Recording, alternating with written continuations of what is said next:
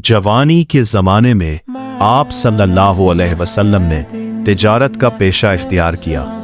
आपकी दयानतदारी, ईमानदारी और हुस्न अखलाक की शोहरत दूर दूर तक फैल गई। लोग अपना कीमती माल बेझिझक आप सल्लल्लाहु अलैहि वसल्लम के सुपुर्द कर देते थे, क्योंकि उन्हें यकीन था कि मोहम्मद सल्लल्लाहु अलैहि वसल्लम कभी खयानत नहीं करेंगे। इन्हीं दिनों मक्का की एक मुअज़्ज़ज़ और मालदार खातून हज़रत खदीजा रदियल्लाहु ताला अन्हा आप सल्लल्लाहु अलैहि वसल्लम की ईमानदारी के बारे में सुना। उन्होंने अपना तिजारती सामान आप सल्लल्लाहु अलैहि वसल्लम के ज़रिए शाम भेजा। सफ़र कामयाब रहा और तिजारत में गैर मामूली मुनाफा हुआ। हज़रत खदीजा रदियल्लाहु ताला अन्हा आप सल्लल्लाहु अलैहि वसल्लम के किरदार, सच्चाई और अमानतदारी से इस कदर मुतासिर हुई कि उन्होंने निकाह का पैगाम भेजा। उस वक्त हज़रत मोहम्मद सल्लल्लाहु अलैहि वसल्लम की उम्र तकरीबन 25 साल थी, जबकि हज़रत खदीजा रदियल्लाहु ताला अन्हा की उम्र 40 साल के करीब थी। ये निकाह निहायत खुशगवार और बाबरकत साबित हुआ।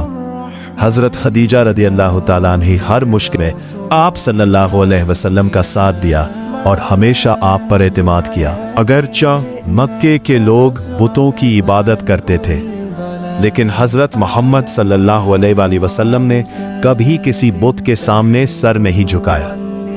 आप सल्लल्लाहु अलैहि वसल्लम को तन्हाई पसंद थी।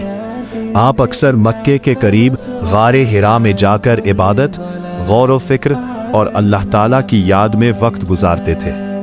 आप सल्लल्लाहु अलैहि वसल्लम का दिल हमेशा हक की तलाश में रहता था और अल्लाह ताला ने आपको अपनी अजीम जिम्मेदारी के लिए तैयार फरमाया।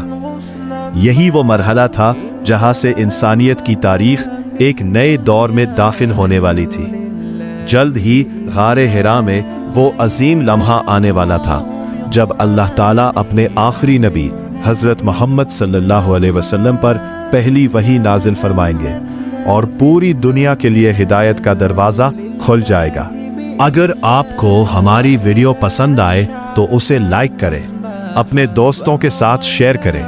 मज़ीद ऐसी वीडियोस के लिए फॉलो करें और स्टार्स भेजकर हमारी हौसला अफजाई करें। आपका हर ताउन हमारे लिए बहुत कीमती है।